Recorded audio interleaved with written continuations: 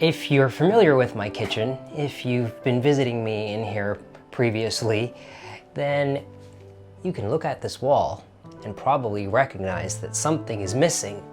What is missing? If you know, say it out loud. That's right, the garlic's missing. Well, it is the beginning of August, and at this time of year, every summer, I look forward to receiving a package from California, and it just arrived. Okay, here it is. So, this garlic braid is from McFaden Family Farm and Vineyard in California. They're also known as Blue Quail, and I have been ordering a garlic braid from them for about 5 years. Ever since I redid my kitchen, I order a garlic braid in the summertime. They grow this stuff, they braid it, and then they ship it out. And it usually sells out, so I pre-order the garlic braid before the garlic's even harvested, and then I wait. And then this beautiful box arrives, and then I do this. Very carefully take the garlic braid out of the box. Look at this thing. I mean, it's unreal. And then it gets hung in the kitchen. So I am regularly asked, do you use all that garlic?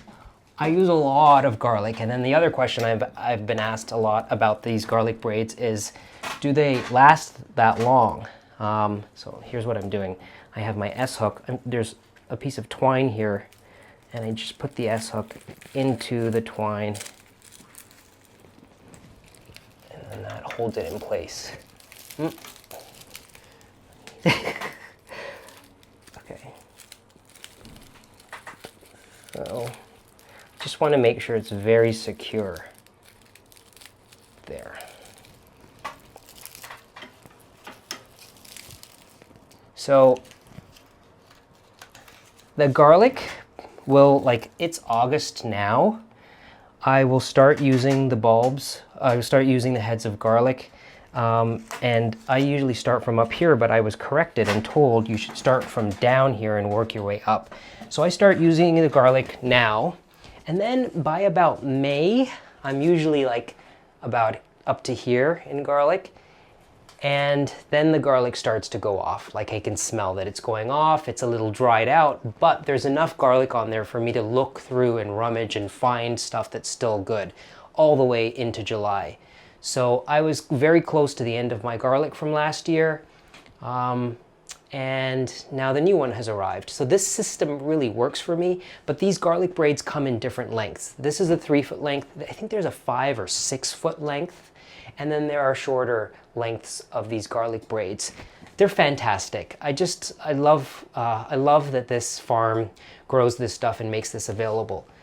So my inspiration for something like this comes from my teenage years at Pioneer Village, working at Pioneer Village.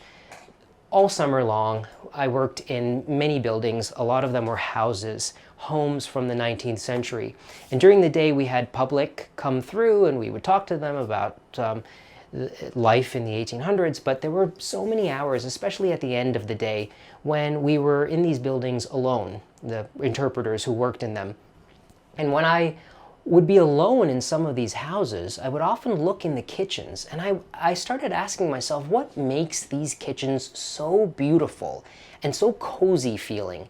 And I identified that it was the fact that every single thing in these kitchens was utilitarian. They were useful, but because it was from the 19th century, they were often handmade, and that's what made the kitchens beautiful. But we also brought these kitchens to life by hanging stuff, hanging herbs often from the ceiling. We had beautiful herb gardens, so we would go out, cut herbs, tie them up, and then hang them from the rafters. Not only did the kitchens smell incredible, but they felt like they were actually being used. They felt like someone was alive in them because the stuff from the garden was actually alive. It's a subtle thing, but it adds a difference in a kitchen. Bringing herbs in, you can go to the farmer's market and buy bunches of herbs, or if you have a garden and you grow herbs and there's more than you can use, cut the stuff, tie it up, which is what I did. I was in Rhode Island last week. I just got back a couple days ago, and right before I left, I was staying with my friend Eve. Before I leave, Eve always says, "Do you need anything for New York from the garden? Go cut whatever you want." So one morning, the morning that I was leaving, it was just so beautiful. The butterfly bushes are in bloom, so the monarch butterflies were flying all around. And I took the basket and the clippers and went into the herb garden, and I cut sage and oregano. So sage grows so beautifully. It grows on a very woody stem, and the woody stems are very like gnarly. And then that transitions into the green part of the fresh growth of the sage. And this is what it looks like when it dries. So this is the bunch from last year from Rhode Island. I'll use this for maybe a week if I'm making anything that requires sage, but once it dries, I kind of don't use it. It's just ornamental, just because there's dust in here, and the garlic I can peel, but I don't want to cook with this once it's been sitting around for months.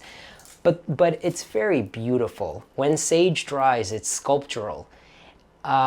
I pay attention to the string that I'm using. I used linen string. This is something I also learned from Pioneer Village, where every little thing was curated and had to be historically accurate. Like, we wouldn't use like neon colored string. So in Rhode Island, I cut the sage, took it into the barn. I actually curate the stems. So if there's like dead leaves on there, stuff that isn't pretty, I take all of that off before I tie it all into a bundle, so that, and I see some stuff here actually that I can further trim. So I make the bunch of sage as nice as possible before I hang it up, so that when it dries, it just dries really beautifully. And I see this as sculpture, this dried herb bunch. Sage grows in a sculptural way, and just look at this. Like, look at the pot rack now, and look how it changes so drastically when I hang the sage up here. Like, it feels like there's life in the kitchen. It brings life into the kitchen, as I said, because this is an actual plant, and yes, it's going to dry, but it's such a homey, cozy thing to have herbs hung up in a kitchen, I think. So now I have other bunch of herbs. This is the bunch of oregano that I cut. I actually don't know if this is oregano or marjoram. It might be marjoram. The two are growing side by side in the garden, and I'm always very confused. I think this is marjoram. So I hang this up, and then what I do is I kind of play. Like, I look at it and I think, what looks the best? What should be beside what? And can the placement of all this stuff be arranged in a way that just makes it look really nice? There. I see something I'd like to get rid of. A stem.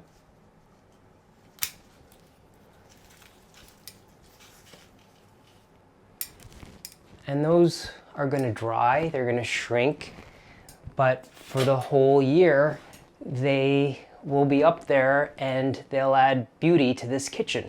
This I will really use, and it's so much fun.